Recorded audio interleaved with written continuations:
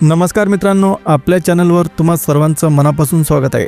आपल्या महाराष्ट्रातील बांधवांसाठी विशेष म्हणजे जे संजय गांधी निराधार अनुदान योजनेचे लाभार्थी आहेत त्यांच्यासाठी आज एक अतिशय मोठी आणि महत्त्वाची बातमी समोर आली।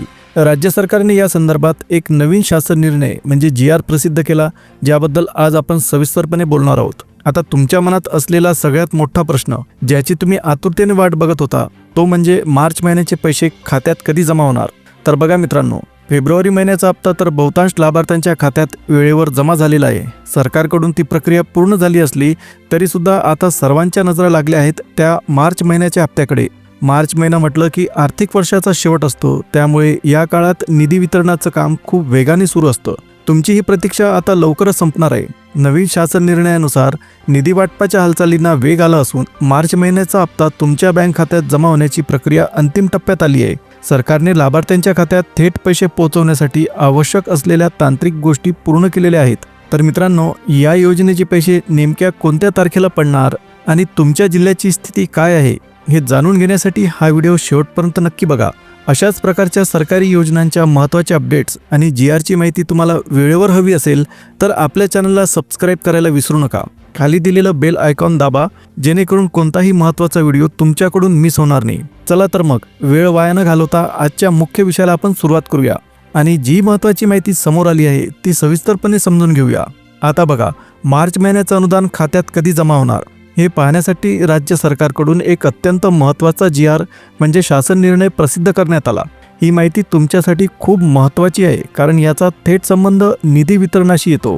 तर झालंय असं की महाराष्ट्र शासनाच्या महिला व बालविकास विभागामार्फत एक नवीन आदेश जारी करण्यात आला।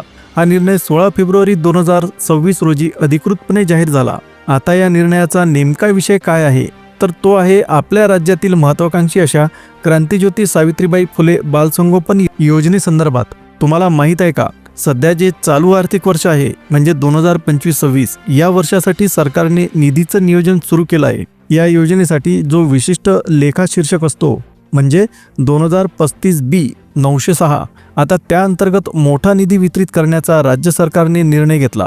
सोप्या भाषेत सांगायचं तर सरकारने या योजनेतील लाभार्थ्यांसाठी पैशाची तरतूद केली असून ती रक्कम आता वाटपासाठी मोकळी करण्यात आली आहे। बालसंगोपन योजनेच्या माध्यमातून जे सहाय्य दिलं जातं त्याचा हप्ता आता थेट लाभार्थ्यांपर्यंत पोहोचवण्याचा मार्ग मोकळा झाला आहे। एकदा का या मोठ्या योजनांचा निधी सुटला की पाठोपाठ इतर योजनांच्या वितरणाला सुद्धा वेग येतो। आता आपण थेट मुख्य मुद्द्यावर येऊया। प्रस्तावनेत वेळ न घालवता हा शासन निर्णय नक्की काय म्हणतो ते आपण समजून घेऊ। तर मित्रांनो, 2025-26 या नवीन आर्थिक वर्षासाठी सरकारने मोठा निर्णय घेतलेला असून यामध्ये सामाजिक सुरक्षा आणि कल्याण या विभागामार्फत विशेषतः आपल्या बालकांच्या संगोपनासाठी मोठा निधी मंजूर करण्यात आला आहे। आता बघा, सरकारचा मागणी क्रमांक X12 जो सामाजिक न्याय आणि बालकल्याणशी संबंधित आहे त्या अंतर्गत या बालसंगोपन योजनेसाठी भरघोस तरतूद करण्यात आली आहे। स्वयंसेवी संस्थांना देण्यात येणाऱ्या अनुदानासाठी आणि थेट मदतीसाठी या अर्थसंकल्पातून तब्बल 60 कोटी रुपयांचा निधी मंजूर करण्यात आला। आता सर्वात महत्त्वाची गोष्ट म्हणजे हा 60 कोटी रुपयांचा निधी कोणत्याही मध्यस्थाशिवाय थेट तुमच्या खात्यात जमा होणार आहे। सरकारने स्पष्ट केलंय की DBT म्हणजे डायरेक्ट बेनिफिट ट्रान्सफर या पद्धतीचा वापर करून लाभार्थ्यांच्या बँक खात्यात हे पैसे वर्ग केले जातील। सुरुवातीला हा आकडा वाचताना कदाचित तुमची गल्लत होऊ शकते, पण हा आकडा पूर्ण 60 कोटी रुपये इतका मोठा आहे। आता तुमच्यापैकी जे लाभार्थी बालसंगोपन योजनेचा लाभ घेत आहेत किंवा ज्यांनी आपल्या मुलांच्या भविष्यासाठी ही योजना सुरू केली आहे त्यांच्यासाठी ही नक्कीच आनंदाची बातमी आहे। हा निधी लवकरच वितरित व्हायला सुरुवात होईल। जर तुम्ही अजूनही या योजनेचा लाभ घेतला नसेल किंवा तुम्हाला याबद्दल माहिती हवी असेल तर नक्कीच या योजनेचे नियम आणि अटी समजून घ्या, कारण सरकार निराधार बालकांच्या संगोपनासाठी आणि त्यांच्या काळजीसाठी ही मदत करत असते। तर मित्रांनो, एक गोष्ट लक्षात घ्या, आपल्या महाराष्ट्र सरकारकडे फक्त 1-2च योजना आहेत असं नाही। खरं तर लहान मुलांपासून ते अगदी ज्येष्ठांपर्यंत प्रत्येक वयोगटातील शासनाच्या अनेक कल्याणकारी योजना सुरू आहेत। या योजनांचे पैसे थेट लाभार्थ्याच्या खात्यात जमा सुद्धा होतात। पण अडचण कुठे येते माहीत आहे का? आपल्या राज्यातील बहुतांश बांधवांना संजय गांधी निराधार योजना आणि सध्याची गाजलेली लाडकी बहीण योजना या 2च योजनांची माहिती आहे। या व्यतिरिक्त अशा कितीतरी योजना आहेत ज्या वेगवेगळ्या विभागांमार्फत चालवल्या जातात, पण माहिती नसल्यामुळे अनेक गरजू लोक त्यापासून वंचित राहतात। आता ज्या बालसंगोपन योजनेबद्दल आपण बोलतोय ती सुद्धा एक अशी महत्त्वाची योजना आहे। या योजनेसाठी 2025-26 या आर्थिक वर्षात सरकारने तब्बल 60 कोटी रुपयांचा निधी मंजूर केला. तो वाटप करण्याच्या सूचना सुद्धा देण्यात आल्या. ही एक मोठी रक्कम आहे आणि ती थेट पात्र लाभार्थ्यांपर्यंत पोहोचणार आहे. आता तुमच्या मनात प्रश्न असेल की या योजनेसाठी नक्की कोण पात्र आहे, अर्ज कसा करायचा आणि कोणती कागदपत्र लागतील.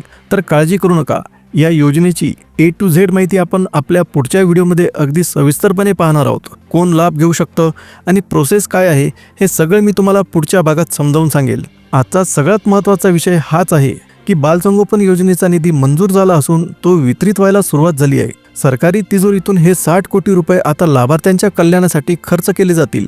तर मित्रांनो, आता एक गोष्ट नक्की समजून घ्या, आपल्या राज्यात अनेक कल्याणकारी योजना आणि त्यांची माहिती घेणं ही काळाची गरज आहे, जेणेकरून तुम्हाला त्याचा हक्काचा लाभ घेता येईल. पण इथे एक महत्त्वाचा गोंधळ टाळायला हवा. आता जो आपण शासन निर्णय म्हणजे GR पाहिला तो महिला व बालविकास विभागाचा आहे. दुसरीकडे आपली जी संजय गांधी निराधार योजना आहे तिचा कारभार सामाजिक न्याय आणि विशेष सहाय्य विभागामार्फत चालतो. म्हणजे हे दोन्ही विभाग पूर्णपणे वेगळे आहेत आणि त्यांच्या योजनांचे निर्णय सुद्धा स्वतंत्रपणे घेतले जातात. त्यामुळे या शासन निर्णयाचा आपण निराधार योजनेच्या पैशांशी थेट संबंध जोडू नका. हे दोन्ही विषय वेगवेगळे आहेत. आता येऊया तुमच्या मुख्य प्रश्नाकडे आणि तो म्हणजे मार्चचा हप्ता कधी येणार. खरं तर मार्च महिन्याचे पैसे मिळण्यापूर्वी निधी मंजूर झाल्याचा सरकारी आदेश येणं गरजेचं असतं. पण गेल्या 2 ते 3 महिन्यांपासून आपण पाहतोय की प्रक्रिया थोडी क्लिष्ट आणि संथ झाली आहे. आजकाल काय होतंय माहिती आहे का, कोणताही सरकारी आदेश म्हणजे GR येण्याआधीच अचानकपणे लाभार्थ्यांच्या खात्यात पैसे जमा व्हायला सुरुवात होतात. सध्याची परिस्थिती थोडी विचित्र आहे. सुरुवातीला एखादी तारीख सांगितली जाते, पण नंतर ती तारीख बदलली जाते आणि जेव्हा पैसे जमा होण्याची वेळ येते तेव्हा जाहीर केलेल्या तारखेला पैसे न येता भलत्याच दिवशी खात्यात रक्कम जमा होते.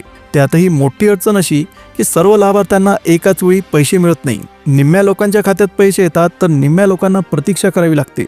खरं तर प्रशासनाला आमची एक नम्र विनंती आहे की याच निराधार योजनेतील लाभार्थ्यांची परिस्थिती समजून घेऊन त्यांचे पैसे वेळेवर जमा करावेत. केवळ काही लोकांचे नाही तर सर्वच्या सर्व पात्र लाभार्थ्यांना हा लाभ एकाच वेळी मिळायला हवा.